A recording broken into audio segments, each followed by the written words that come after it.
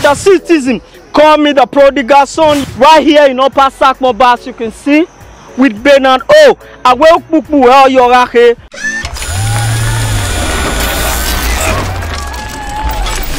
again, the citizen call me the prodigal son. I have a boss in the building. When I mean a boss in the building, you don't as well need any confirmation to know that I am referring to unusual box. If you are there, sit back and listen to Bernard O. Baba wa talk be. Off we. Wa to amose. Off we. Ni tun mo. Kakabo. Ni tun mo. Bagbe o to ta. Ya wo gwale mi no ton sa. Olowo. Ya wo gwale mi no ton. Awa. Tu mana si come ane. Wo wa won tire. E o. Iya wa wo to. E no. Most times no awe mi no ke. Alugbiyan la o. Iwa alugbiyan la o baba. So ukbo aka mi ake mi to wa.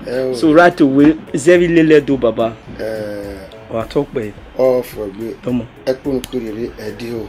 Ekpo ne gorilla kerire wa talk be baba. Off we. Domo.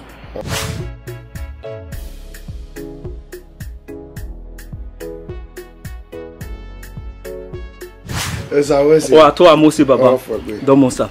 Domo baba. Thank you. So we toast to life.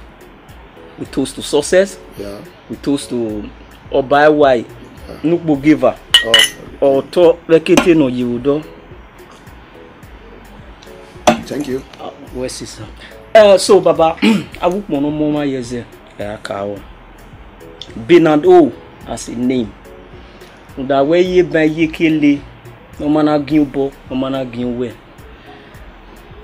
A name, a win name. The name brings a bear. I will Bernard O. No corner of your anytime nari asunu ye nini we Bernard O. No corner of your Iya ako na gberage.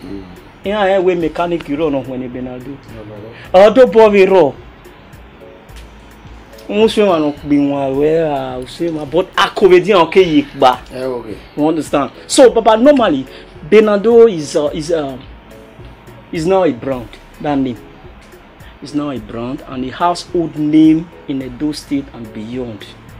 So baba when you were mama there, first of all sir, on behalf of the fact that you are a musician, you are just a musician like every other person, but papa you don't date the game since ni bun do wa we ni bun expire ni bun re we kere yan pa ni no we aya so wo o ato ze what I no know wa talk be first of all omo awe agbona omo no ho na agbona fu ni yin. Okay. Omo no ho ni ame ni ega ni eri de baba agbona. Okay. Omo no ho ni awe mi bi salubwa gwale miji. Okay. Oyo bi o salubwa. Okay, o yi ni awari e ne. Uyo salubwa uri ne. Okay. Runda we emi okpa kero no kakabo dame. Emi okpa no kakabo dame ni man bu mai. Okay. Agbona ma wa ye na.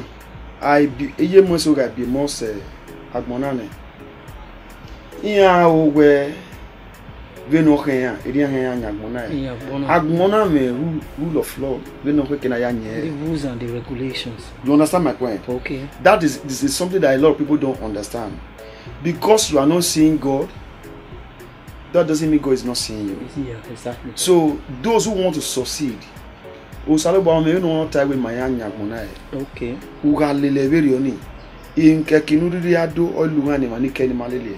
Egbela ni. Okay. Fine. Is there a question you know? Iye kere bi swing music. Okay. Iye twin swing music. And ye ekmo Osalobo ikmo nje me. Ido kuma me no mo me nwuna. Okay. Okay. Who that were you can't you no kind of who can get him swing music. Okay. Boy here. And if you pabi raw, a parents in your boom, a so here wa bi your money. So far wa bi your mo, ijomo or iromo, okay Kenya ga wo money abie. Emi no kakabo we mo ense. Exactly. No making am money your unda agmo amamo no enegbe. Ebi bi omo in ri oja bo. Awa. Right from time, my mother know that music is going to be my hobby. Wow. You understand? That was the reason why I remember my late brother on here. Okay, meaning what? Papa, you go one more thing. You know, talking about OM. That is another boss in the game of his blessed memory. You are right. So you are not telling us now where Osike were. Ebokpama will be ye. Wow. Ebokpama will be ye. Okay. Vije no be ye mewu. Ijodo mo kagbe ya he. Oh, why you were? So, osi ye me wa be ye gie. Okbiani emi no ye ewewu. Muda omesi no. Igele we muna wani. Akedo mewe okedo yegbe ye. Understand now? Okay. So another time we need to act with band over. Ni act with band over. Mo ni ye mi ya. Ni nu do mo pa ejo. Eya be. So ina do marry evai. I marry evai ne na we ni ke make continue ni be ba so. Ni ke we na mo yo to. Me na wa so. We na isun owo e. Ta. So okakabo ye me ni awe ile wa be here. Ya wa be here. Unda we omona mai me here. Onye me aso mo. So I know. Benado we wan here na any my brother. Eni wa ya succeed bi mu na any my brother Salobo. Ladies and gentlemen, we at Gorilla Multimedia wish to interest you in our services, which includes movie production, from pre-production to post-production, MC for your events to create funniest times, red carpet services for your events, event coverage, and lots more. We also have a department called the G Sign, where we print on shirts, caps, cups, wedding cards, flex, SAV, and lots more. For more info, contact us on 081-79-111-024. Gorilla Multimedia Services. Quality at its finest. I love Gorilla Multimedia. Here we Agiobu. Agiosun. When you tie na Agiobu. Agiosun. Benado, sir. A household name in Edo State and beyond. Right. But I believe where from the last time I checked, he sends a little abbreviation. Because here where Aguanoma, so normally there is no how.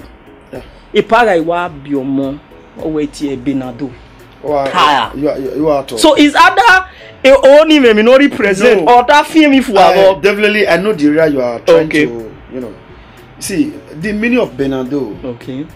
You know, like we got a bank, you know, do more akbatome yo ni ya kuni. Yeah. Any more Benard. Okay. Then ni mena mbi when na boy ni na ga sakbama. Ira na ga and and his feelings. Okay. Now, you know say that Benado. Okay.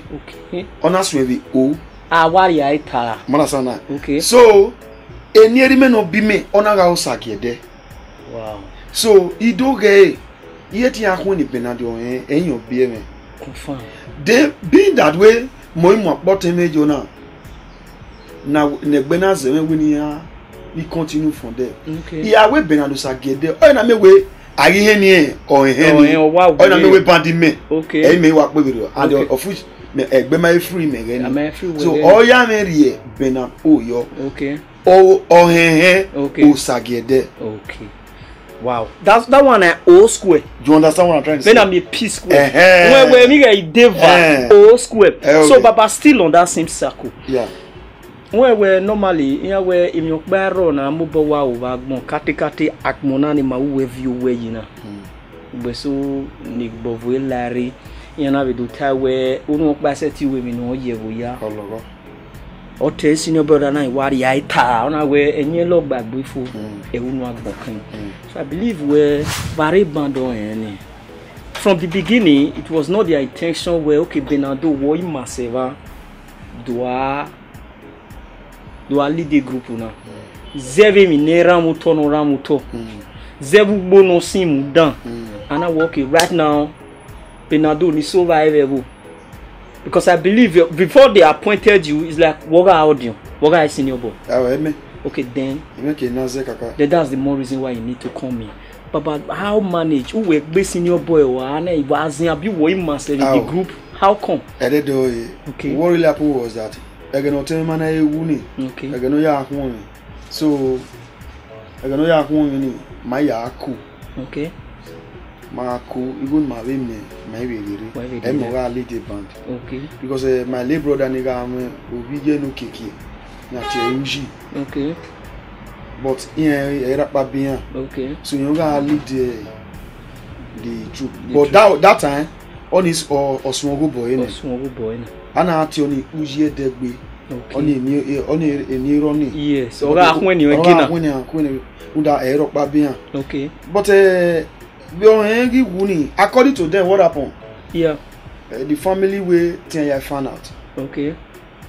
And yeah, we 10 years found out that the only person in the media tenim negede ibenade.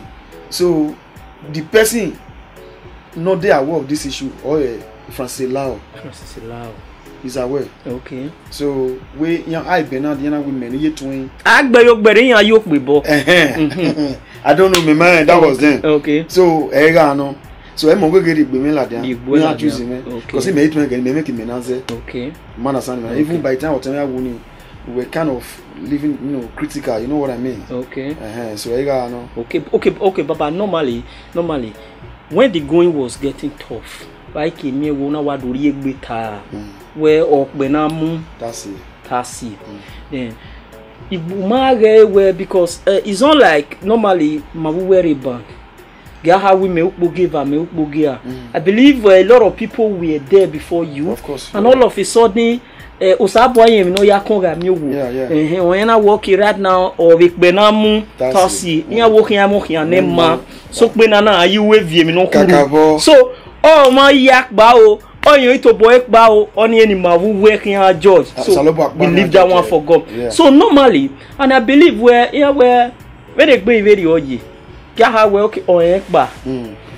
Where you don't even need any confirmation where anybody know you kawa or it where now. No. Moiso egbe. But all of a sudden na di buraka na di burako give arawa bwe. Mo nu poge na ze. So igbovo maro. How you to overcome? My brother. A bullet in my life. My brother, where to be wait a matam we bring it on. Okay. Man, I say, Omodion Roto. Okay. And I win. I don't view who no moke. I win a moke kido agba or do place in Abona. Okay. Okay, can we? Okay.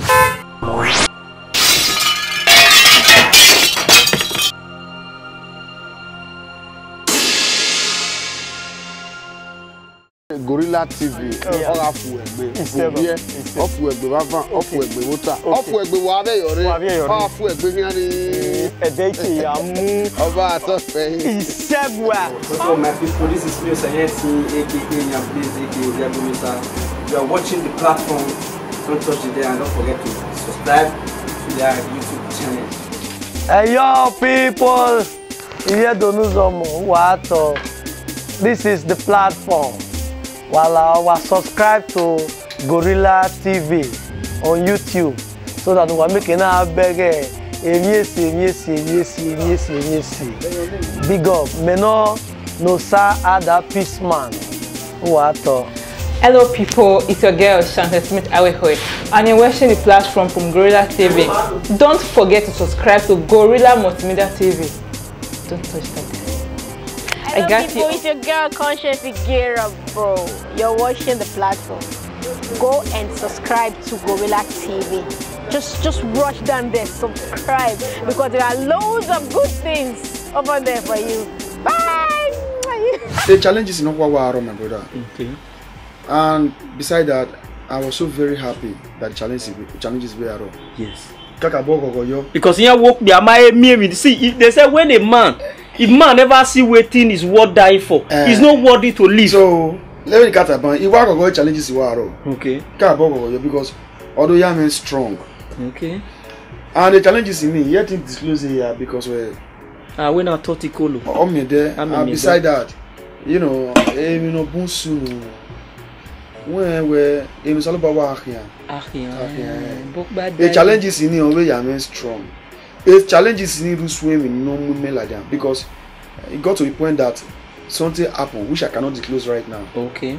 You understand? It means not to soon. Okay. So you know to have here. Wow. Woman and nan sunu. Equal na sunu, but it can the matter now the now we are me waro na here. Okay. I was crying. Kina have ni ona akme a grave. Oge makbani amuyo to. Me a bury, so I was crying there. Okay. Or something. Finally, I heard something. I don't want allow you. You know, your voice aware. When you hear your sabo. Okay. I look around, mother woman. Maybe one. So then again, it might be like me for again. Okay. So no, okay. When we hear sabo. So even in what I did, what I did made you wa. In one he made those so no me like that. In as where. We sabo me. We sabo me. You understand? Okay, but now I didn't want it, Baba. Again, in my yigwe, ya guavera, no one. Okay. Wukuonebu me. Okay. Otobaye. Okay. A bovi of his blessed memory. Imala machine. Pate sagbo. I didn't want it. So, no say that I'm where most of the challenges cigar because he can do more fee. Manasana, like anytime when I wear. If you be more, no more no real yammy, I know when I pet or more. Okay. Why cook, you don't know what cook of webinar of you. Yeah. Who don't mean now with Bobo. If you spear the road, you understand? You spoil the child. So, Manasa, parents no pet or more. We were cook pet, when I can't do man or can't the dinner. A pet where ya cook ba without him yeah. That is a vital question. Understand? An advice as well, and see it as a fundamental statement. You understand? So, I am a podcast as now with Momus Aloba Momi. A challenge is new. I am again. Every year to the extent we say we can back. When you go back. Ne expect we be even ni yakoko. Eri yakoko e. Obi ni obi ni. Na. Even we even ni yakoko me eri ya we expect your man. Your man be yakoko. I mean no momo be here. So then I go back to the extent you know where now we be na we be na we e dan won. Ona ka me we ya fe no ri ku ni lawe o money ni pe yan more. Adeuna dunari egbe wo. Man understand me now. Okay, do not fear with a black now. Then maybe my when I go okay, walk back. I give on. Only I do not fear with a I will I give on. You be back. You not come here. We already quite love here. We have pay your money. You know, I about where or more. I cook, I pet or more. Yeah, I pet on my pet or more. Would language in the yes. We'll go back. And at the end, what happened? A more doing video, Mocas and Boa. Yes. Because of the foundation no lay. Even so raw or be na goma. Agba ge un kekan na ha meje. Yes we atalo. O wa ri egba yo. O ma mejo na build o wa ri egba yo. O moria, but as no moria. So you understand all these things ni water this thing. Okay. The challenges ni ga me. Most of them challenges. Yeah. So it put me to where I am today. Wow. And today you are enjoying the show. My brother, by the grace of God.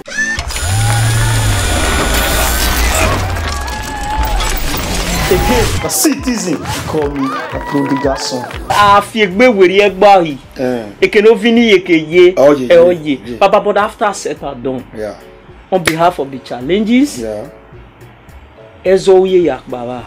How? Okay. I left there with happiness. Peacefully. Yeah, because no mama and Salobo is there. Okay. So I pray for that man today. Yeah. And we mage we na do to avi okpo ya iye o enriro bi ka ne giege na me hen wedu awe hia do awe agun koto na udaga na we ye mama enwuna me na be ma be enwuna. Yes. If you ever ma enwuna. And today they are doing well by the grace of God. Exactly. And that makes me happy. Yeah. Because yeah man who say man amigo whatever. Yeah can do assume me no so abeg be exactly. Because we so you know say jealousy je my so be o man amigo we no keke. Oh no, me go no that do amo. But thank God those children are doing well. Baba, Isoke came to this platform. Of course. You're right. My no we because me na ye here ula lagbo ne here no my fo to. Okay. But ma asio ko e dey nia. Idege. So imana we normally why ya dunure ona we tabi no ense. Me ni ka ya bolita. Yeah. Bolita na do kan ma we yen na ete eme we ye me. Me ni ra ya mudia ne do adoge. But in a winning ma when winana, in near running working winning, no ma no winning, no ma no winning, or are you we? So now, I recommend you a good swimmer near my winner. No matter honey now. Then at the end of the day, you also gave a kudos to your name as a boss, and a boss in no matter we echo. And he will forever be grateful to you. Glory be to God for that. You understand? So, Papa, normally, in where are you more song? Tell me song. No what? Who will come in my bona where it be not, but meanwhile, one man, here where oh, one man, a gualig more. So, my ye can be more no riek beniara, no swan where, and that information see the fog our brain. And I believe a lot of details about you. See, they disturb the audience out there. Boni riegbe, imari riegbe. Tuko mari riegbe. Imari riegbe. But when o ma yari riegbe, o ma iwe nwuna ne. Odo we kami masa iwe yari riegbe. Ima free o botemewu. Okay. Duko nu sun awo we baba. 1997. Baba what? Baba chop nuko. We ya when am mo bo we go bo ya. Me keregbe no mo bo we wo bo. And e ga me miki jaga we ga bo and I want. You understand? Because on 1995. Okay. You understand? So it was 1997. Wow. Which I can remember right. Here Baba, here me had the career we. And then here we are retired and we are so our way. Although frankly speaking, to the man most of people when he has some music, I was still very young. Okay. So yeah, imagine the time where I've been okay, like what happened? Oh mate, only you surprising me. Yeah. Eti magwale down for well. But in your work me so okpenamu tasi oh where you are want it baba. I must tell you the truth. Yeah. And I believe that's also the sentiment of the people out there. You know understand? Of course you're right. When you happens to be this a fabled musician. Umakbo, you are like a monster before other people. You understand? Umare nigbe where benado gigi you know because I don't wear no nya bebere. But eken wa yeni you are there. Are you the metena and benade ete papa ororo no dey pay. Oh at all. Few months ago I wanna call him his pay. Yes. I will call. Is that Benando now when Oku was around 8? Who are rainy? Who is Fedi? Ah, you want to watch it for now? Oh, when I yoga bo, the mission is ready. Umaki are Palatia. Oh, tell. On one fearful. Okay. No one wants to. You can't find a story, but now we are story. So late? Yeah, story. I go no. Oh, na me do am BP no money. Yes. Because what neighbor me, you only am woman. Yes. Because we am woman, you don't buy on one. No sabo anari. Oh na gbera. Then yesterday I wanna call him Otesa. Owe musician. Owe Bena, owe you too much. Owe I cannot call you AK-47. I'm calling you Chakabula. What do you mean? Baba, where rason, manorason, me no name me. You understand?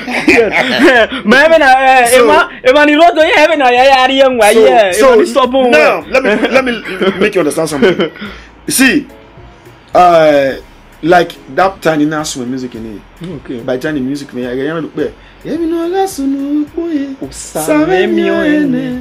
Baba de freestyle for na free of charge oh. Fine. If not goes about me, I was kind of Monga producing music in there. Adi? Was oh no. Osagba rera me gba ye me. Then do you realize where if you go, mami agba our business. Wow. You understand then? You got me. Then in a real life in Igbo live. I'm just telling you now. Number one is God. Yeah. But so do going on my so on you. Okay. He say he got back if you cassette again okay. Me not get anyhow. Because when I'm in one small shop without. Yes. Very good. Yeah. Mine is a cuckoo that man look up but what you want man. Only la no man dey la way. Me la way store me la way they very big. ogun so now. And they twin way. Yeah, me. Yeah, me. Oh, to view be for me. I saw in the major unit of the guy. A matter. So, and if so near to New York, if so I make way is to now. Me. You know, okay, I will copy this guy. Number one, he take his business serious. And I come to know something about this our industry of this musical aspect. Yeah. Do you know that music, whatever you are doing, serious about it. If you don't serious, whatever you are doing will not be serious with you. Exactly. Are you understand my point? Yeah. Because normal even when we tie now where Osaba go when a music in anywhere now. Now I am here way Agboma Maria Mebo. Yeah. Now I go back to village. No, Okoni Vege no lie. You know I will go back to village. Okay. Number one, let me know the reason why I come to the village. Okay. I come there to achieve something. Yeah. I give myself 3 years. Yes now. You go to me because I'm not that 3 years I'm not going to play with my life. I'm going to become something. You can challenge your life. Exactly. You can challenge your life. Your life. That's another fundamental statement from Bernard O. Yeah, you can challenge. You said you make up your mind that this is what I'm going to be, and by the grace of God, because God loves those who are serious. You will get when you're serious, and by one you know God will serious with you. Your business will also serious with you. What's again I make it? He will make it. Everything's good. So like, but that's when I say I'm where the manipu where Bernard no killing or you rain. It's so loud one and one. Yes, now need over where? Yeah. You understand me? Bernardo, Nah, number have a lawyer way you look where yes. In life now, to achieve something, there are things you have to sacrifice, which you must know right now. Okay. You understand my point? Yeah. Number one, the business you are doing. I'm not only saying about music or spend or whatever. Yeah. Any business you are doing. Okay. Try to know what you feel. A business will Emiro no boma motobo. Okay. Emiro no boma motobo. Yes. Or a kido, or a jevario. I mean a business of name challenge of life. Okay. Try to know him no boma moto no manati tomogo. Okay. If you can be able to detect what I'm trying to say. Yeah. Any business you are doing, on enemy. Yeah. A driver, when a driver those who make it so I am when we yana. Or no we driver motor. On avoid the nana. Okay. A musician may a spirit evil. No, yes. In a business here. Oh, Baba, we musician Rano entertainment neta. Entertainment. No baking. Who so no bring up madam in any business you are doing. You not locate a nana no avoid the my brother. You must make it by the grace of God. By His grace. You must make it. Do you understand my point? Like when entertainment in my where una is famous or wherever. Yes. Every woman will like you. Exactly. They will like you. He must to love you well. But fine, thank God he like you. I only man I like woman. Yeah. Masan na. Okay, can we obiana ga me go na.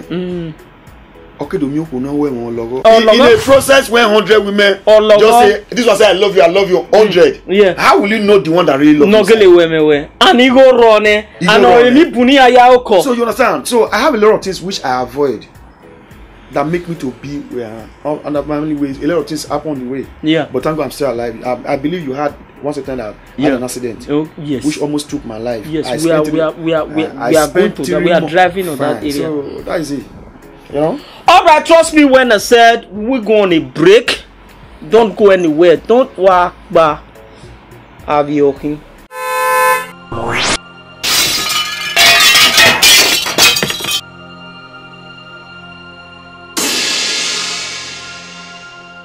All right, people, the citizen, call me the prodigal son. You know, we appreciate those of you when we say you subscribe to our YouTube channel. Gorilla TV.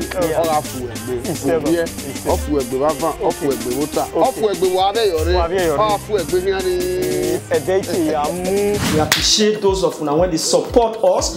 We appreciate those of you when we say they stand, they sit down, they relax, they wait for anything when we say we want release. This is place I see AKK and place AKK you are watching the platform, don't touch it there and don't forget to subscribe to their YouTube channel. Hey, yo, people!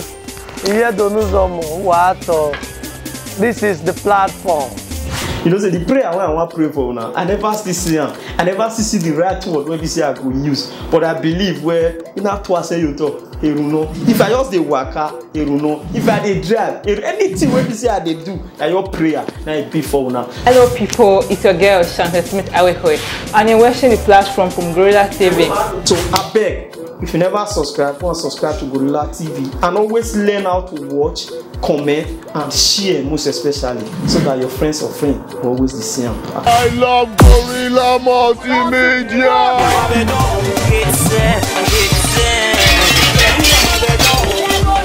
Still on the circle.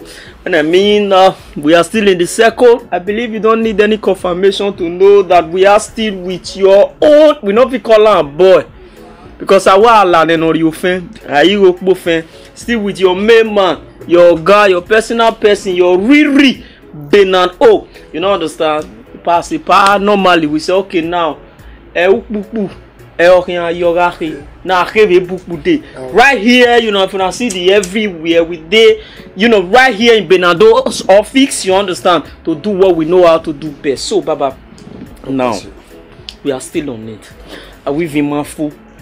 It is unsafe to live in a society where the cat kill the dogs. I repeat, it is unsafe to live in a society where the cat kill the dogs. Why even industry na here at large? Here why you bono mato?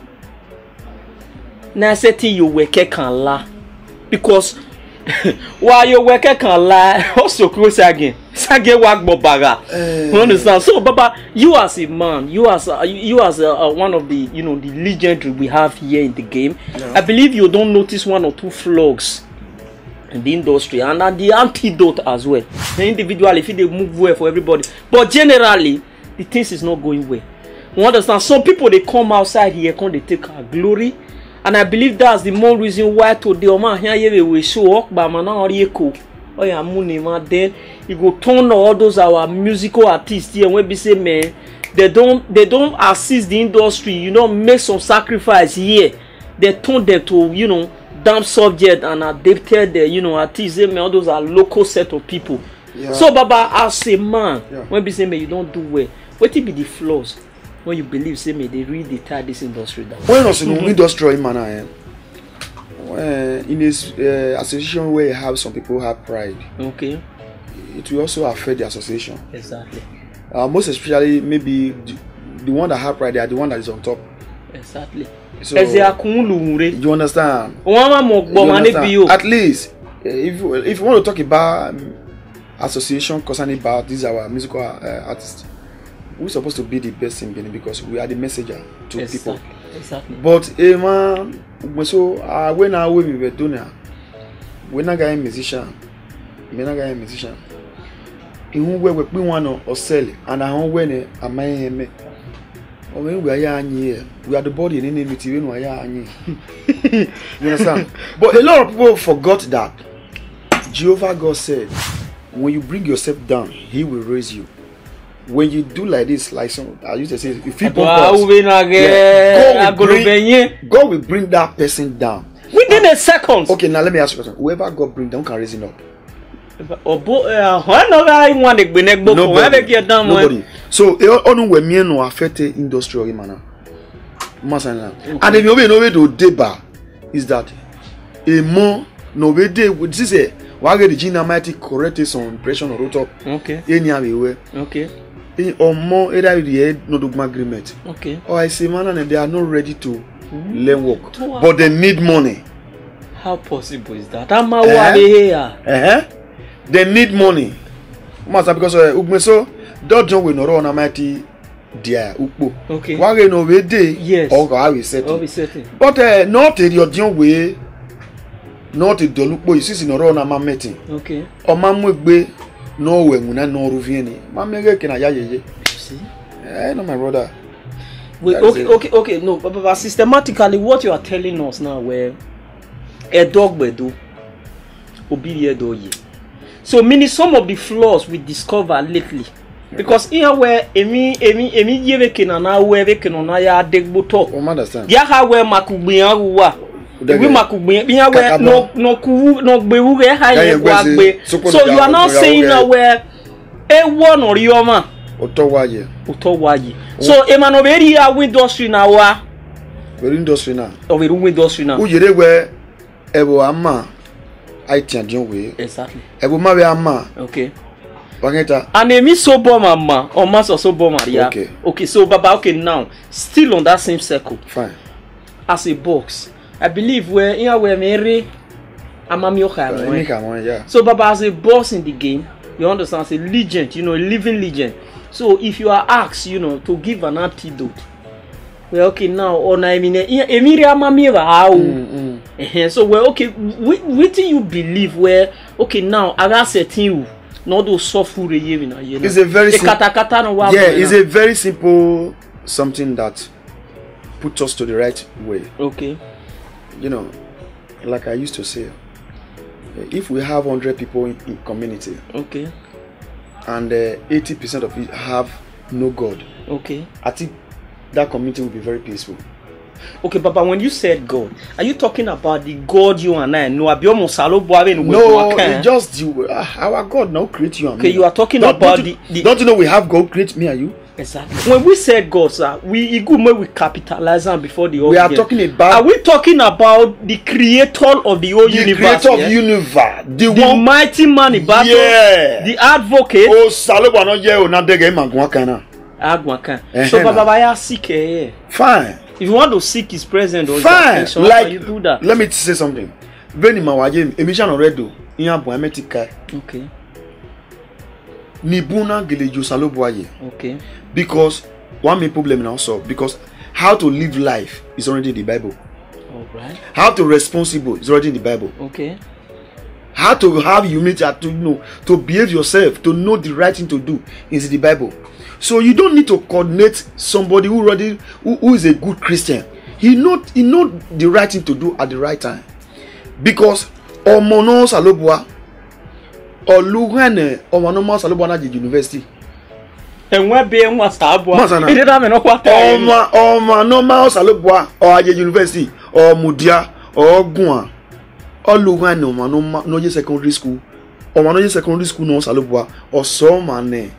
No university no Salubwa. I'm saying the right thing because you know why? What the Bible and where every year no ragmona a year away because those are the when you about when my nyagmo or uwe bani just when you cut as in where omarokba you mean right no live a life of boy. Okay. Ragmona. Okay. You understand my point? How to live about this world is in the Bible. And it to make you responsible. That is why you see I'm so very glad today, happy today because a lot of people believe in God. Papa, is your monarchina be you have been in need for long? My brother, let me quickly say this. Do you know that Oman always say no man, he's the one that make me who I am. It's God that make me who I am. The great physician. Of course you understand me. Mo yagbita wa me benado mi okoko won ti kan gbe ete ya say. That's why I say. Because Oman we me otama na yan. Esu we mi agbo won kan. Ika gawe na ga. Iga na ga. Okay. Ogi ame gesu. Okay. Ikpe mebo ya ruwe awe dede ni nwa. Ya kpe mebo yan. Do you understand my point?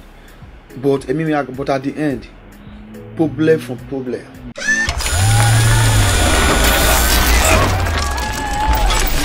Again, a citizen call me a prodigal son. Here where normally here where no when I tell me no day. Women no hurry no day. So systematically, are you telling us where can we devote time? Why I get bo? According to waiting people talk. Kakabo. Where okay. No see me. If I my family boya waga. We waga. So our will be ma fi we amuga pa nebo. You understand my point? Until a woman that I can never forget in my life. Yabe Jenny, yabe wajo saboyen. You know they made like church. After 3 months, no they made like church. 3 months things turn around till today. Osalubo no mudia no kuoni. For wa amano de amane. because edo ya petan we oriono ya me en Jesus we se we. So we. So but do ya we. Malasa. So then you were there ikefe inoro. Iji me, anya ga agebo, won ta do bi me right now. Yes. Okay, but presently now. Imadan you really an engineer be okpa na wo. Okwo ni meka na. Because I will fit more lack. Ide okwo ni meka na. E kote na ti meka no. Wow. Oteme. He saw the way I was living, you know. He make it a self. You understand my point? In our church make we go yowa. He got to a point that I visit one of my friends. Other Daniel me will be with you. In a way, then one in a way, one you know there. What he gave me, na like man one euro papa. Masa, ana return on your gave me. In a go ni bago ya pay over. So sad. You understand? Okay, now, Okono Yami was a little bit now, things turn around. Iji me no ni me ando bi me ni no bi me ko. My iji me ogune. I lost my mother about roughly 2 years ago. You understand my point? Now, my sincere condolence, bro. It's alright. You understand? So, iji me ni mono di give me like church. Also, iji me wu ne when about to give me happiness. We don't know who ye. Yeah. Mowe yi moto esu is very very bad. Esu me down.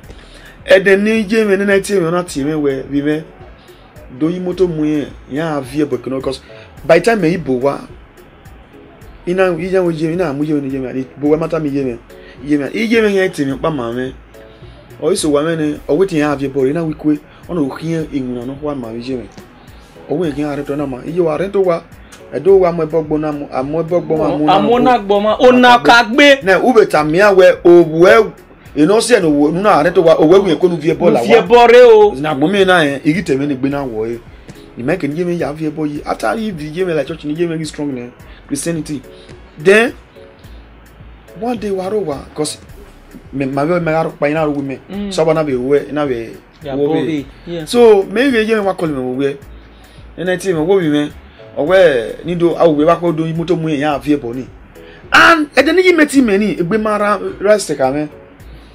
You understand my point? Ina we setting you na gbe masasa me. Awe mi doge. E me no para we. Ima na ya we ko na ko kwa mu na na mu. Esu we wo na bi kan sunu. Ona ko no ni agbo gbe me. Ina gbe call you me by na we are ya manage. Na ma di moto. Na mu je me. My mother took me down to Sensibio, down. I see a boy moto when I told me. That was a Sunday morning. Oh, good. And I see her at the church. Pastor now give. So wherever my mother is now, give me joy. And who I will thank most is that woman who took me to church. Through me, let the family. We are not just very okay. Ladies and gentlemen, we at Gorilla Multimedia wish to interest you in our services, which includes movie production, from pre-production to post-production, MC for your events to create funniest times, red carpet services for your events, event coverage, and lots more. We also have a department called the G-Sign, where we print on shirts, caps, cups, wedding cards, flex, SAV, and lots more. For more info, contact us on 081-79-111-024. Gorilla Multimedia Services. Quality at its finest. I love Gorilla Multimedia. Last week here, I won a soul. Last week.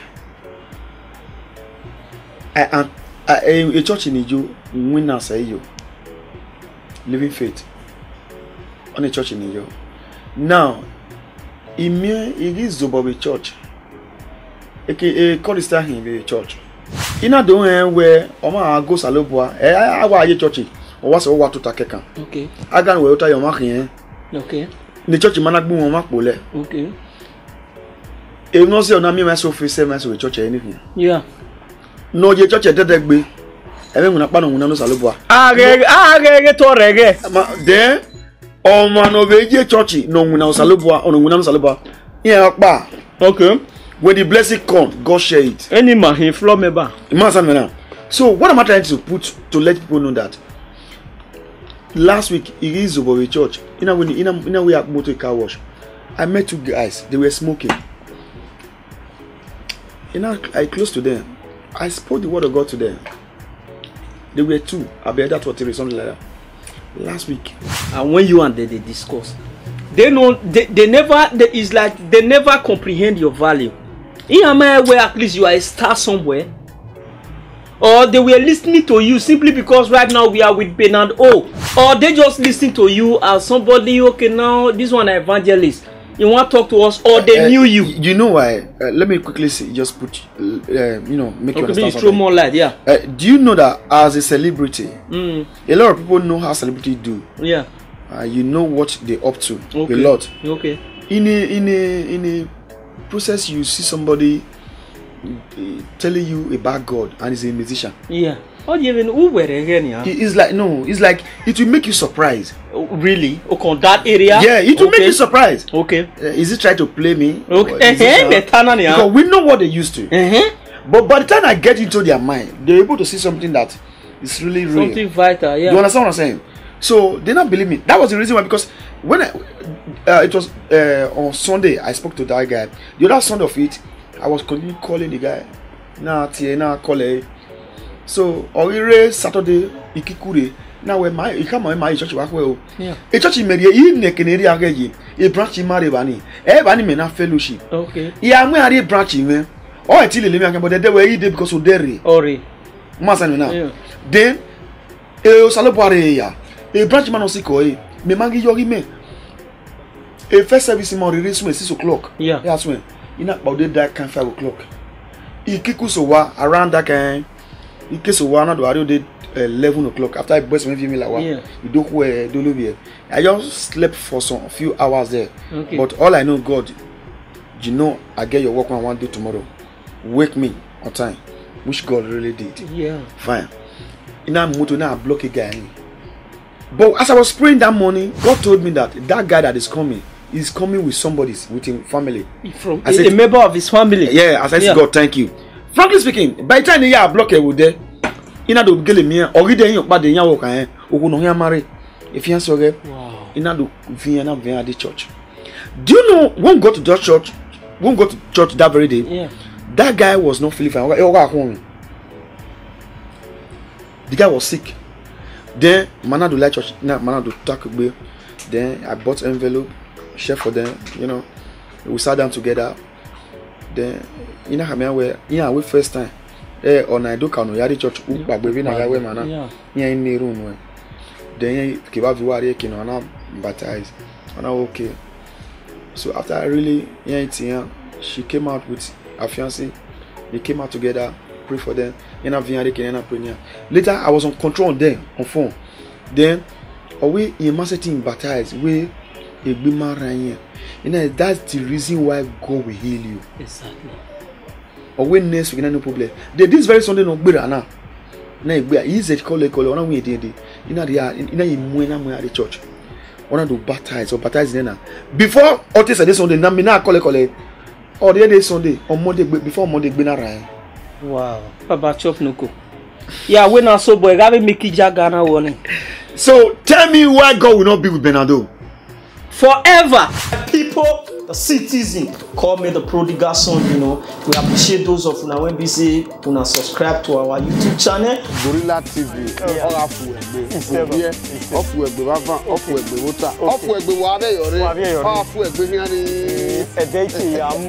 We appreciate those of una when they support us.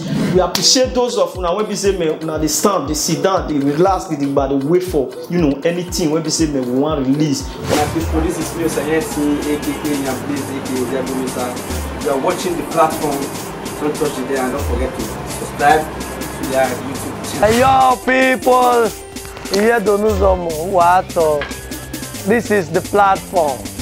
You know, say the prayer I want to pray for now. I never see him. I never see the right word when we say I could use. But I believe where in that twice you talk, if I just the waka, if I dey drive, anything when we say I dey do, that your prayer, now it be for now. Hello people, it's your girl Shante Smith Awehoi, and you're watching the platform from Gorilla TV. So I beg, if you never subscribe, go and subscribe to Gorilla TV and always learn how to watch, comment and share, most especially, so that your friends or friends will always the same. I love Gorilla Multimedia.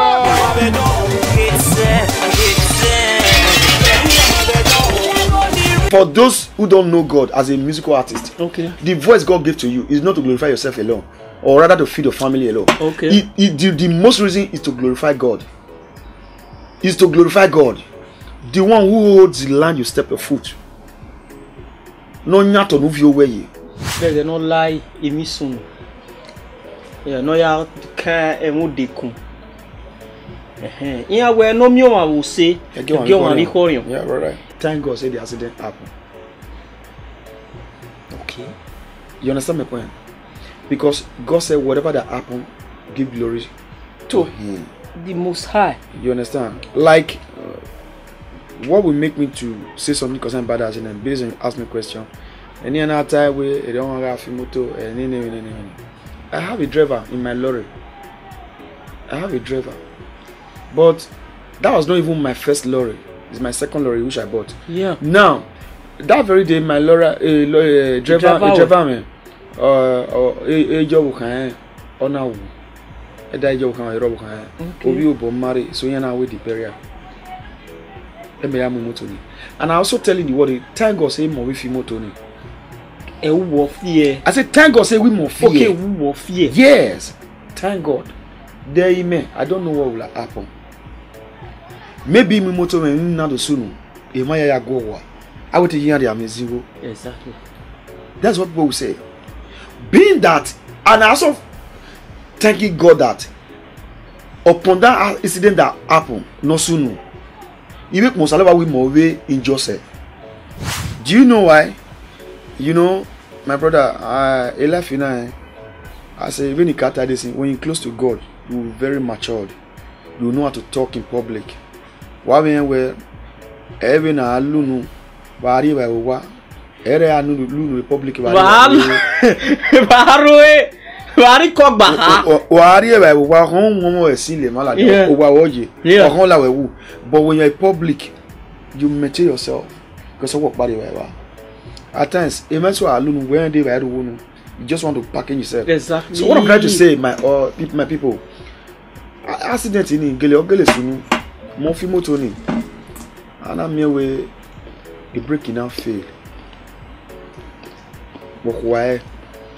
But thank God nobody died. Here where it was not really easy, and the article, I had anything else to know. Yeah. You really rectify the fault. Yeah. Understand the now. Nobody bigger than temptation.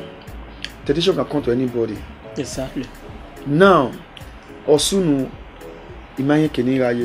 according to them, they took me to one hospital, which I did not even know the hospital.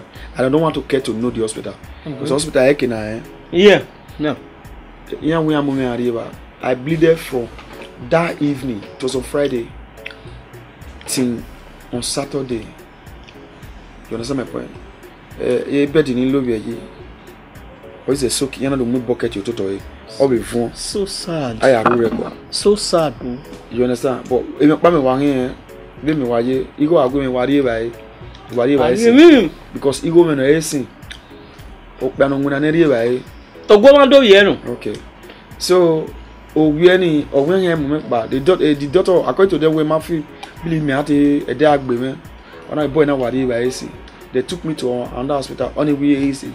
Ambulance ya moment. They can mama no wo yini because when I yabu no kwa nsalaba mubo no ye vio mena ne yaga e yabu no kwa so only we wune yana ugbe mu mekpa so I don't know according to them a statement you give now yeah but he rave but he make nigga so they now took me to the third hospital near a hospital near mume adi you know I call Emenia type Watana.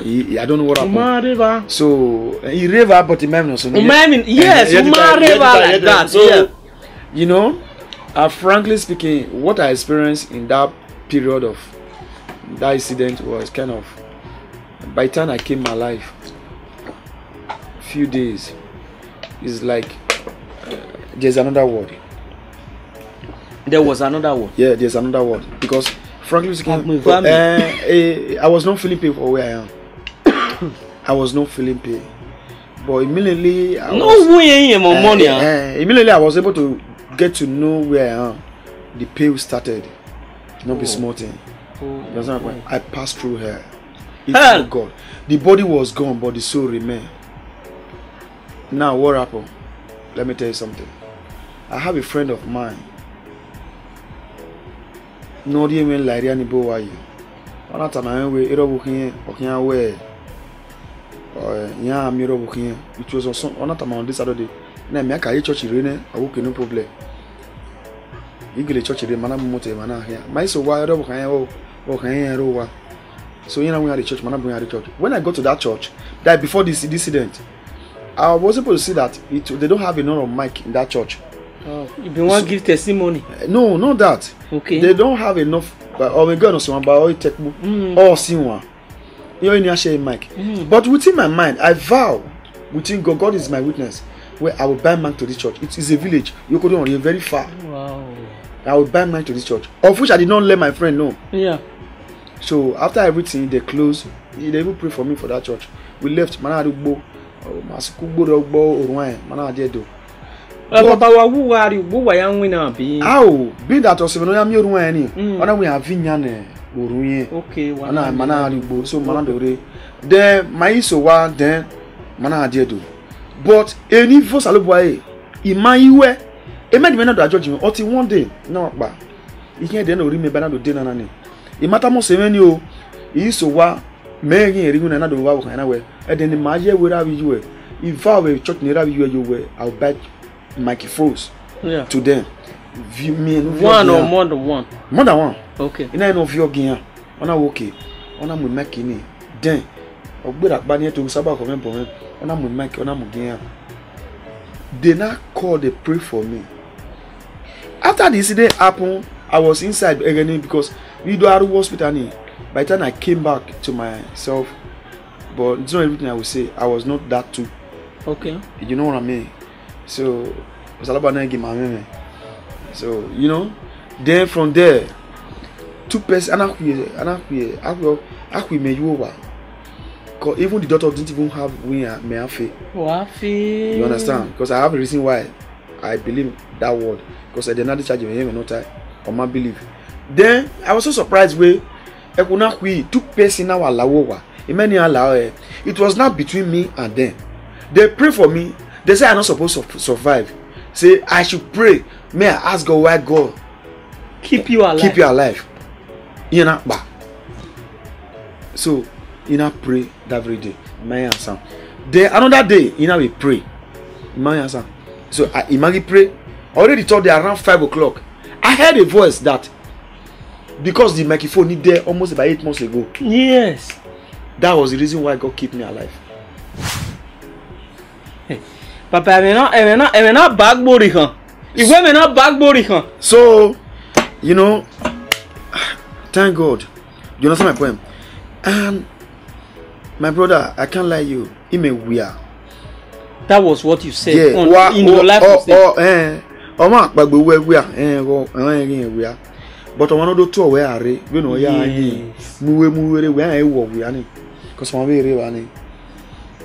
understand my point? So, well, then after everything, there was a lot of people came. Some people came that was able to see me that very day.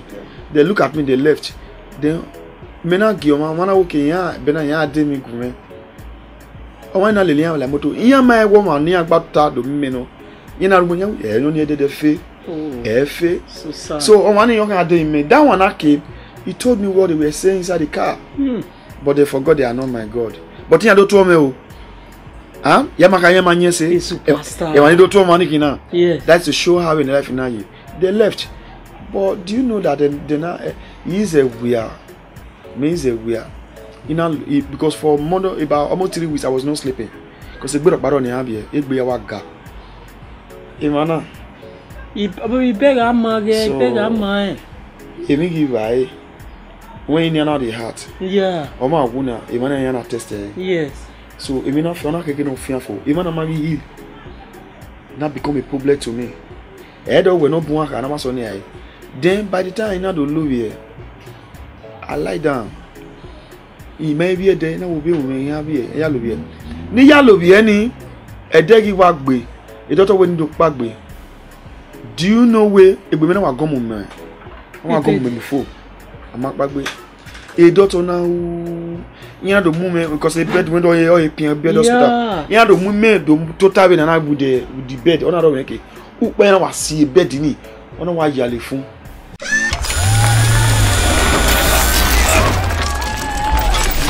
Again, a citizen call me a prodigal. My brother, I mean, I'm not here. I mean, not bad body cancer. I mean, I'm not here. You might say, no, cheers to life. Cheers to life. Omega, na young one, my brother. No, I can't want you. You are reminding me. You are reminding me something. It's yeah. That if you know better. Yeah, the only joy I get from me just say thank God. That is it. So, in a case for me, no one yale fu. Na do agbo na kita. Met it so.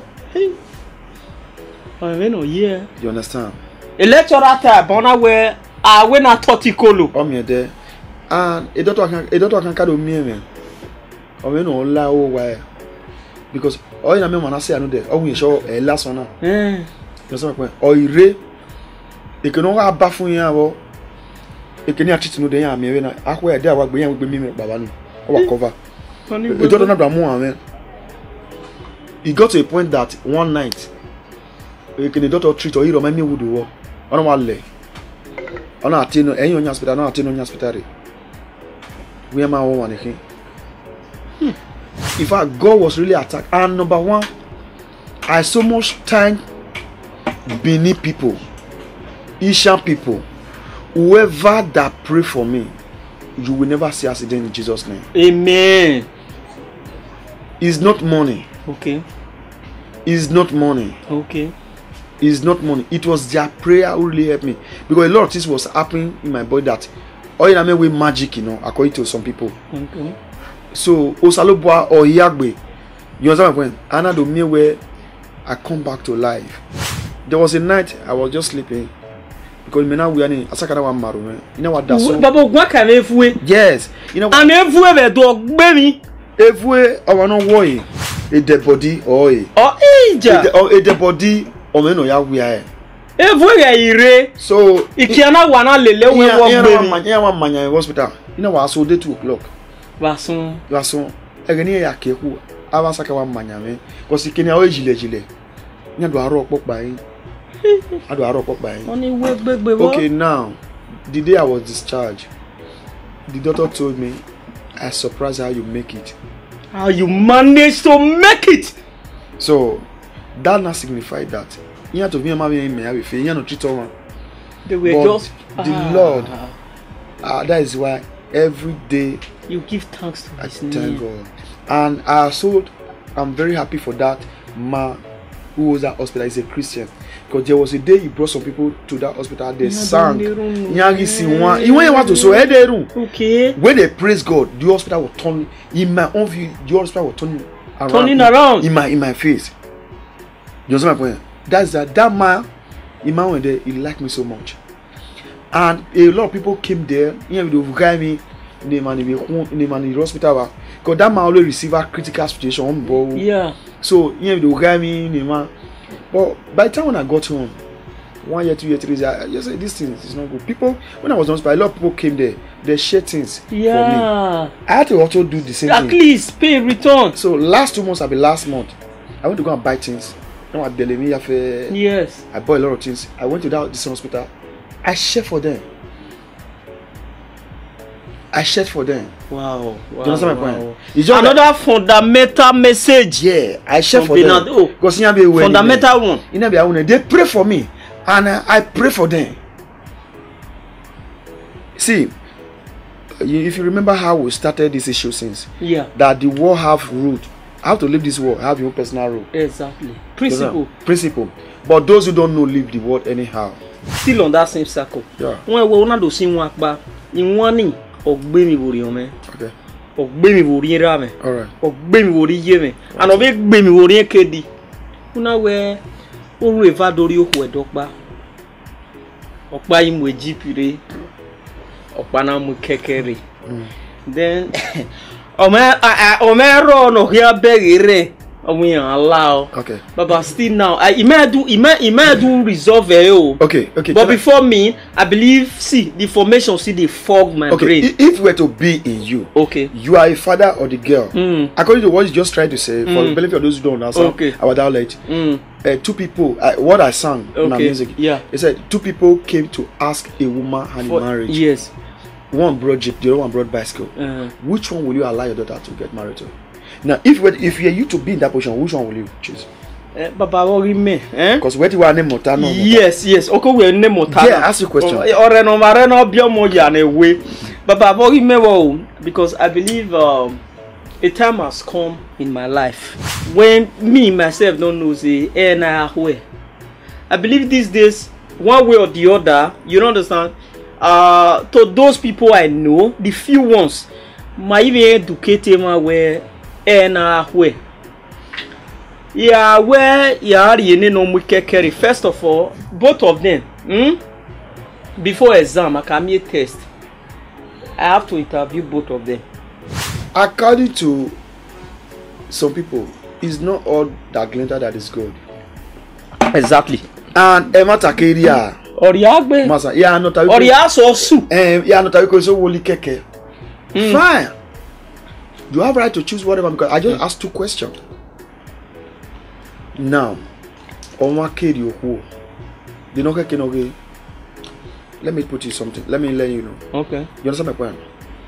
There are those. It's so mad you legit and you keke. Yeah. It's not no legit. Or my problem with why now. Yeah. It's not no keke or my problem with why yeah. now. Then I will not turn in. It may have ni marry. Or my only keke or legit. Yeah. I mean, no problem with why. But by problem na inevitable. Fine. Everybody get them. Fine. Now. Me Benadi me. Onwe va. Do ga mo kwe dokba. Oga ime no. Eya do ga bo ye. Yes. O me tota. O mudia, ole GP mudia.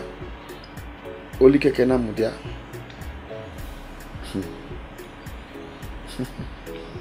Papa gbofenu sa eni. You are the originator of that song. No. Who will be going to there? Oh, anyway. Okay. It's just that Imati only disclosure. Okay. Now, the new way when we are Ivana. Okay. Oma wole jeep or wole keke. Edo say. Okay. Fine. But that is not the answer of the question. Okay. That will not make me to accept what my daughter said. Okay.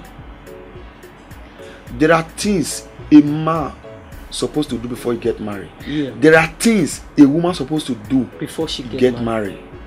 Now, how many of us are praying before we get married to know the one God chooses for you? Okay. Papa gbofenu sa eni. Now, a lot of us go by the material things. Okay. By cute. Okay. Again, I want like a. Okay. Or tell you about America. Okay. Again, I'll go over for water. Mickey baby. Okay. And then. Okay. Can that make your marriage peaceful?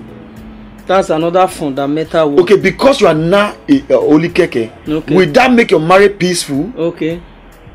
Again, I mean, you're short to be on a water. See, for those who want to have peace from now on, listen to Bernardo. In marriage, before you get married, it's not by money, it's not by talk or fair or whatever. Okay. A fair lady can be a dangerous lady. A handsome man can be a dangerous man. It's not by handsome. Okay. You have to get close to God. Okay. Let God choose for you. Okay. Those who ask God question, when God gives them answer, they always be the winner. They cannot be a failure. Okay. It's not by only cake or only jeep. Okay. Yes, I was not able to disclose this matter since. Okay. But being that something like this come up, right? Because yeah. I can use this as a music to play out. Yeah. I just put it on air just freely for everyone. Okay. Because I don't want a lot of people to be in a situation. They don't get that suspense, don't they? See, Papa don't want disclose that. Don't get carried because of maybe Okumekebe. Okay. Or Tangbe. Okay. Otin yara America. Okay. If you nere Jamie. Okay. Ije ime go nguna boye company. Okay. Otin nguna boye company. Okay. If you marry a lady because of era nguna boye company. Okay. Era can feed the way feed no kwa. What about no kwa mako kese? Okay. But era mi je me go. Okay. Ame mono no nyime era mi je me go. Okay. Wa marry e ume problem marriage ni. Okay. Era be je no bia. Ame kwa nemo nyime. Era bi je me go. Okay. Wa marry o wani asetwa. If you want to have peace your matrimonial home. Okay. It's just the way you pray for money. Okay. But I want to let you know today, what you're supposed to pray most is not the money. Pray about good relationship. Okay. For God to give you. Okay. By the time you have the one God chooses for you, Okay. the money will just come easily. Okay. When you choose on your own because of money, and the money will go down, the money will not work.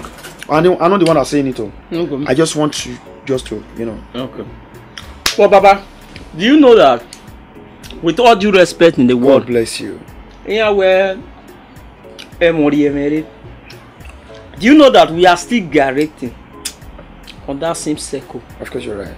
Okay, I will classify this as an aqua. Yeah. You understand? Of course. So still gyrating in this same aqua. Water, inside water. Now we see the gyrate. Of course, You don't understand? About animal nowhere is simple. With all due respect in the world. You're right. Yeah. You they advise them. They should pray. They should seek the presence of God. Only keke we here Owole jeep Donald Taverio or Woli keke. Okay. Fine. Iwe ni beva ni ahia ni ariwa. Oh. Iwe ni ariwa. Okay. Oyinwo eze. Okay. Mema eze. Ah, baba yama owema eze here vary. Here vary na Okay. na. Yeah. According to Ino Vivian, they are not. Yes. The new women will also know your power. Okay. Okay, when you vary you are. Okay. Well, Ole Jeep, you are not my enemy. Oli keke, you are not my enemy. But you go home. Okay. You go home. Okay. No, the do waiva. Do waiva. Also about okpa waiva no. Okay. Huh? Okay. I will know. I will call my daughter sit. You can love by looking. But that will not But settle initially, yeah. what I'm going to do as a Christian, Okay. me and my daughter will go into prayer. But I mean, not What if you know what man, I keep in mind. Oh, you mean obi had prayer. It's all about it, man. Okay. You understand my point? Okay. Because I've come to know there ones of my friend. They will no manori or one.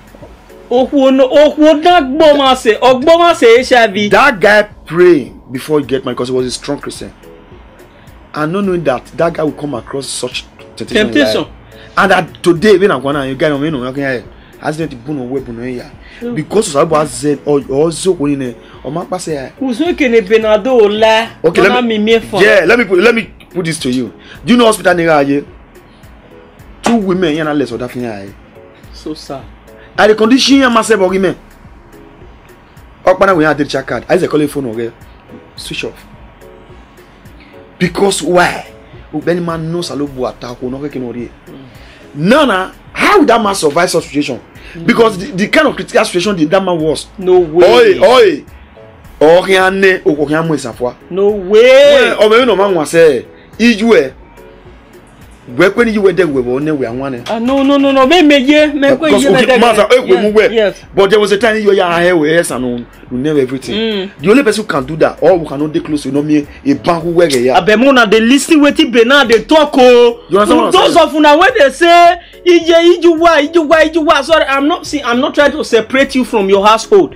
You understand? But the time we always come in our life, Bible will go to the word and multiply. Whereby you will no longer say you want to concentrate on your home. Right now, concentrate on your marriage. Fine. Behind every successful man, there is a woman. Fine. Whoever find a what do what? Find a good thing. That is when you seek God for what you are looking for. When you seek Him? Yeah. That is it. That's the reason why you see people carry by. I'm seeing a lot of people because a guy making motor lele. Will I walk that way? I'm married.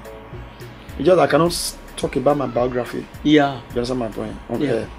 But that girl they enjoy me now. But no, you no man, she they enjoy you. But there was something that. But when you said you are married, you get 2 or be 1. And I want to.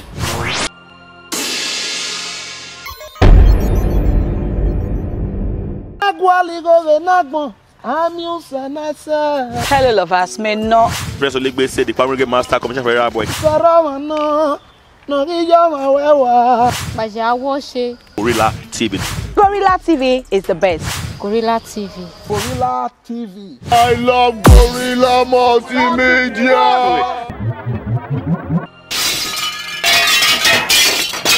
So now let's talk about your musical career. Because when we said we are with Bernard O, a mechanic. weather, panebita, a musician, no. And I wo ame and I go more. So Papa, you tell us. Again, we are ready. I believe you say you supposed to get first album. Kagwa kansi una we usimu avenia na vegevenia. But umata mima de only your first. It was not music. It was not my first album. So your first album. It was not my personal. Okay. Agmoke mama na you working ala. Na la. It was not. Okay. Yeah. So Baba, what will be your first? Which one be your first album? I believe you say supposed to get name. The title of that your first album. There's a music I sang. Okay. If Swani Bana Buma in my one. Yeah, man. Because cannot came man. Based on challenges and whatever. The music is just baby no izu no agbona ye. Say no we say. Kedi. Si nwa be ni na akọ ahome na nwo. No izu no agbona. So that was my first album. But he's not the one that brought me out. Okay, Papa, which one? See, which one you take hit? You know. Maybe you sabo. Baba, I wish you release that song. Yeah. I told you saying just nothing. Okay, 1997. Imikaka, bena we here. Me ya di career away. No at all. Career away. You know, have you ever heard about? As a remark. Fine. Have you ever heard about some American artists? Okay. A little child, 5 years old, started breaking records about the world. You know, things happen. You know. Okay. So that was exactly kind of something that happened to me. I was just kind of never little boy. So. But no. Even without being told, you know, your video these days, you know, the video most especially the video you do, you know, understand, it's quite different from. For the fact that you do, you know, you normally do Benin songs and, you know, what you did, you know, it's all about Benin songs, they use Benin dialect, you know, understand? But the kind of video when you do, they are amazing. Fine, thank you. You they do it differently. Yeah. You know, understand? You they stomach the way it's supposed to be. It's what? like you got, you know? Yeah. Okay? You know what? Let me let you know something about something what just asked me right there. Okay. You know, every case when I'm almost one, Papa. Yes. I just look at it. Sorry to use. I don't know if I can say something like this. Okay. A video ni mau mani vieto. Okay. If you know him, massive no car. But Professor, I know what poor boy. Oh, I tell you. A video ni mau. If you know him, massive no car. Video. Oh, it tell you. Okay. You only video ni makawa mani vieto musician. You know him, massive. Maybe buckle up. Okay. Yes. You know, okay, society ma. Okay. Say no, Papa. Okay. What? Okay, so Papa, no. All the songs when you don't do, I believe say by now because in where Hinwa, you have been who see yegbe. Oheke na Miami blade wo. I repeat, Hinwa. You have been who see yegbe. Oheke na Miami blade wo. Okay. So by now, so far so good. I believe you don't, at least by now, you don't suppose to figure out how many albums. We are not talking about the tracks. Because here in Benin, we know they talk about tracks. We are talking about album. In your way, some work with Oroto. So but by now, you suppose don't know how many tracks. Of course, I did. Okay, when you don't drop. But I cannot say it. Do you know why? Okay. I cannot say it. I still have a long way to go. You understand? In a situation where you say, this is my album, have done whatever. Okay. It's like you now have a full stop on that something. Oh, Papa. Wait, okay. I'm coming. You ask me the question. Okay. I'm more about 11 years. Where okay. You know if it were you know wait and say now on a time. Okay. On my time for. Then again, no, Papa, no. In a way, in Yanale, yeah. Then on I declare where publicly where 11 years, 11 or 6 feet now, 5 feet or 4 feet. Then I get tank with I have a lot of albums. Okay. So far so good. Fine. So far so good. It's not. I don't like you are very right for the question. Okay. When it comes but to I don't believe in about play 7 album, 10 album, 15 album. I don't believe also those things. Okay. If you insinuate on you know, okay, insinuate on that, but I don't believe in those things because of the reason is that. Okay, Baba, in order for us not to stress that issue, here where our women are swearing for. I may owe him in you understand, but still on that same, you know, circle. Okay. I believe all those albums, you suppose don't get your favorite. No, ya go maku. Wa be anakwe ham where confidence in a problem. We some men are here. Buna. Fine. Concentrate on. You are right. Wabe Gorilla Multimedia. Yeah, you just want to know one specific. Is that not specified? But I'm telling you right now, in every album I play in my life, okay, are specific to me. Oh, yeah, because you know why? Somebody came this morning. No demo tenaria here. Okay. He said that the music he mentioned one of my album that he loved most, and that album talk about. So, and we man like or they precious to other person. And I don't play this music to myself, I play to audience. That's the reason why the whole album is so very, you know, to me, that's all.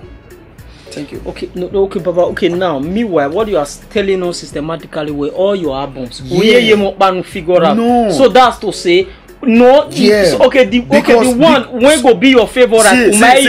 See, if I should say that, okay, there are most of albums which I play. Okay. Some people love it. Okay. They like it. Okay. They love it. Okay. If I share see this one, it's like I just kind of that person who love that one. We only like the one and the okay. I met he pull up and it down. Okay, Papa, but do you realize as well where every man no, or woman no, fine, you're right. Your own, you are a man of your kind. Of course, you're right. Benado as a brand, right. A household name in Edo State and beyond. Suppose you know a favorite USA. Don't disappoint us. They know a favorite where see in one Rika work, this is your favorite. Oma Fetomane, this is all about you. That can also as well. Okay. Then no Kuriage Benadoto boy. Okay. This is a platform for us to associate with this particular. If you want to say that, I want to know. Yeah, if you want to. No, we want to know. If you people want to insist on that, okay. Right? I think I got to let you know this about it, right? You know, just the album that brought me out. Okay. The title, sir.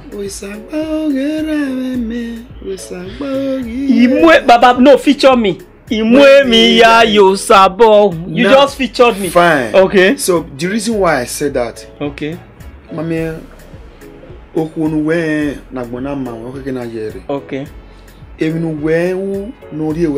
Okay. Don't forget about that. All right. Fine. A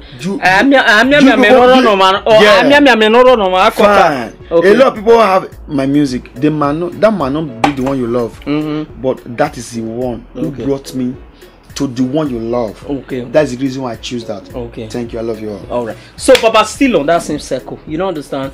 Yeah, where Oreno Marena or Biomoja away. So right here, you understand? Yuka Utami Bugiva. Right now, that was your song. Fine.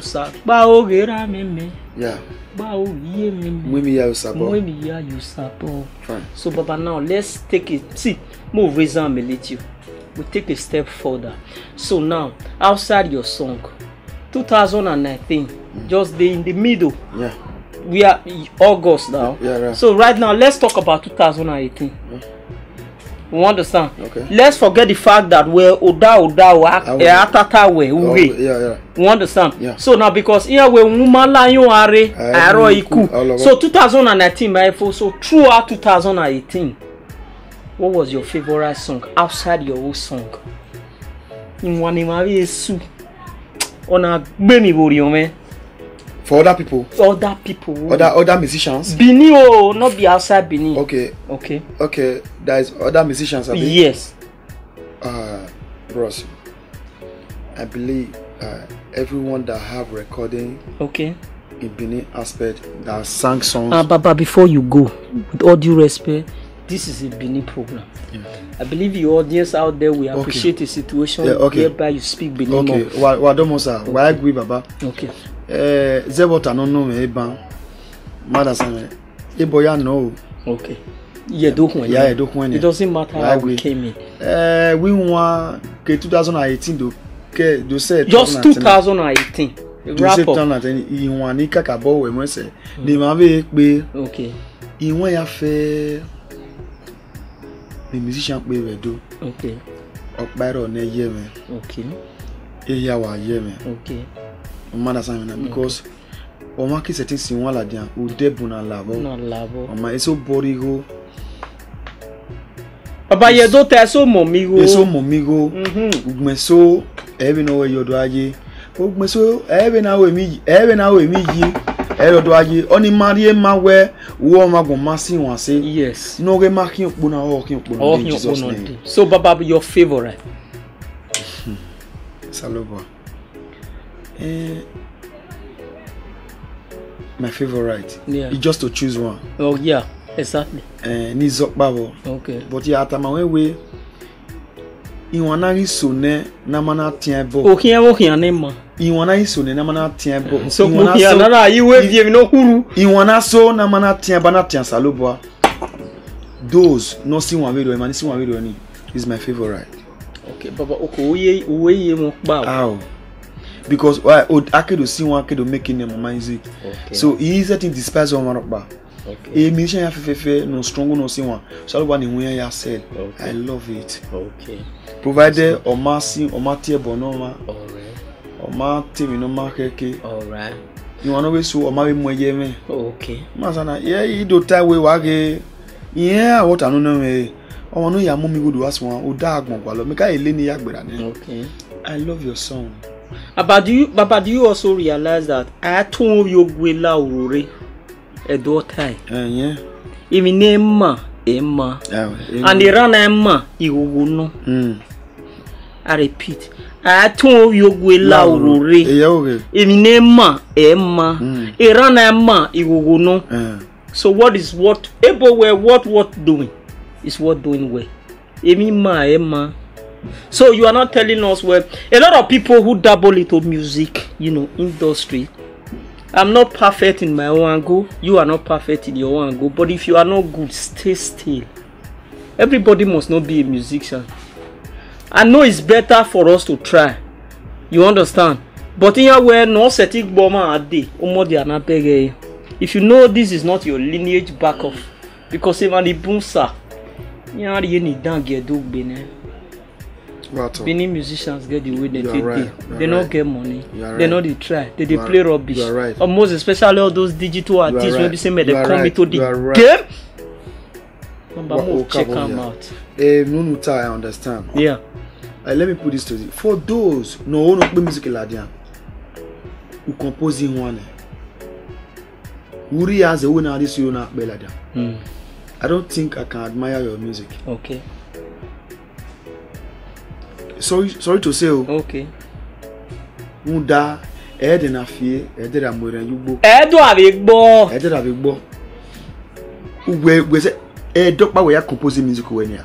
And ede ya adam ye hoyi. We ma unu pe de we ya compose music no unu po nu compose. Okay. For so man ikwe na ri aze ne unu gba no so nu gba no kuke ya ri studio we na wa akpe la dan. Okay. Such person na ri studio innocence o man ya akpe. Okay. Papa obege we okike. Many you still have your favorite. Man we can one now. You still have your favorite. We are one now. So, Baba, when you are telling us where we may favorite, we send some kind, It's okay. So, Baba, suppose you know I'm a favorite. And I believe when you know where who is your mentor. I believe say the question would be senseless. But yeah. I believe say when a Coca-Cola, when you say you need that valve. So meanwhile, imagine a cow nowhere, you cake anywhere. Yeah. So Baba, I they now know where who is going to see who is your mentor. And here who will come, sha. Where me come? So Baba, who is my your method is my mentor is my late master. One love.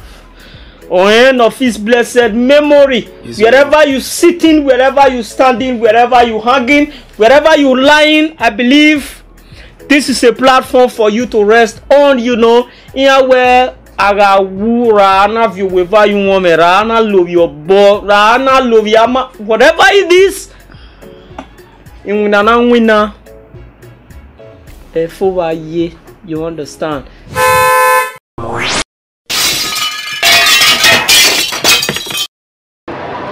Yeah, my people, it's me, Jolly Noga.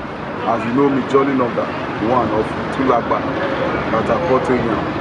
We are there, so now so we do one.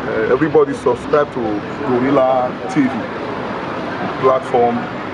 I love this TV. One love my people. It's your girl Marisiamo. Yes, it's the platform Gorilla TV. So go subscribe to Gorilla TV and go make a shout out to them. We love you. Hello, it's your girl Ebony Obasi. Keep watching the platform and don't touch that dial. Peace out. Hello, it's your girl, it's Bilidu. I'm here, the platform of Gorilla TV. Do not forget to subscribe to their YouTube channel. God bless you all as you stay with us. Love you.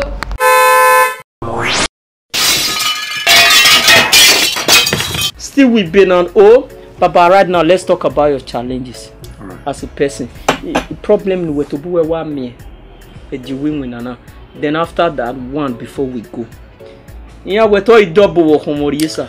A problem is bunamie. Okay. I will no makba. Omana gas jene life now. Wa me egbera. Wa me egbijwe. Wa me egbona de ho. Wa me egbe egbona de ho. Egbera egbije. Then also problem is bun. When you hear this thing, one word a year stand there now. Okay. We have to know God. Because the world we are living, we have a lot of challenges. Without God, you go nowhere. And you are going to a master. Okay. You must have going a master. If I make challenge in you, if you run you no market can about my like. Okay. Who are women you about no way happy man. Okay. You understand my point? So a temptation of you know say now you have one kind of temptation is that again you have time, you know, even no soon whatever. Okay. I just use it to thank God, to settle the matter. So there's no need to take it back. You don't assume, you don't assume. Like me, yeah, I just go on there. Yeah, I see one. Okay. Okay, no more you go on there. Yes. So I'm a bomb. Now you can left here. Okay. That is it. I love you all. Baba, I will be manaful. For right now, your advice. I believe you were. A lot of upcomers, they want listening to your advice. All right. For Bernardo to come be here, you know, understand this position when he did. I got you. So you understand. So Papa, your advice for the number upcomers, one. you know? For those who want to succeed in life, no one have mind. Okay. Oh, they're like going to Salubwa. No, ni ame first. No, ni ame go. The block here or he go. Oh, they're like going to Salubwa. Papa, no, that's a fundamental statement. In my only there. Yeah, why I mean oh, learn every day. No, only be no, you know, he go no man. Oh, that money is a live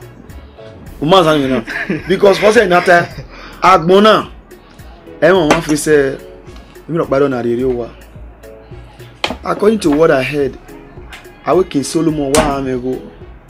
Oh, with 300 cocoa bass, I will honey garment. Dating also one of dating meeting me up Babonia.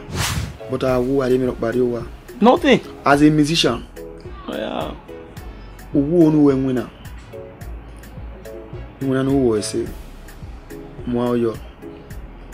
One I respect because I make that banner beer, they can't do. Okay. Oh, but on a beer no way. Yes. You go no be me over your no. Who say your mouth be? Or when you go my if Papa go my yaga. Then, even when you say, learn that work. I need the money. I don't want to let work. I need the money. I don't want to let work. I don't want to let work.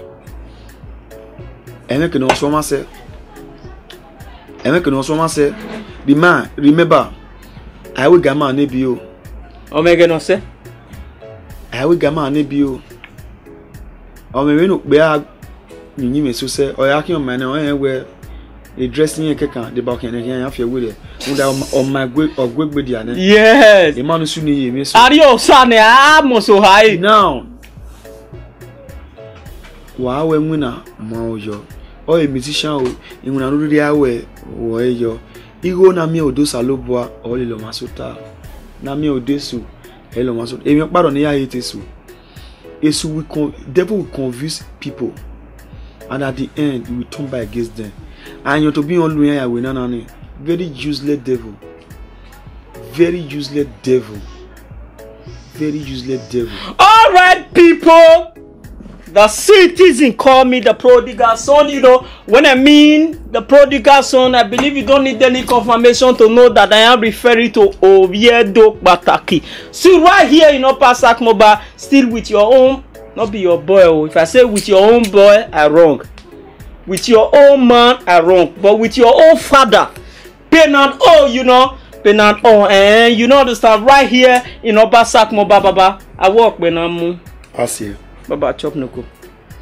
We go say many. Na so you teach me. Moye man, no, I make jaga mo. First of all, please, I want to say something. All right.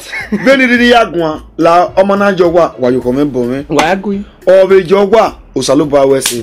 Tuda omoro pa en mi ya e mo me nwa se. Orun pa en fo. E mo gwan se. All right. Orun pa en fo. All right. Beni di yagwan please. Wa you come bo me o. Wala wo wo. E mo me nwa se. Oba atokpe. Isegwa.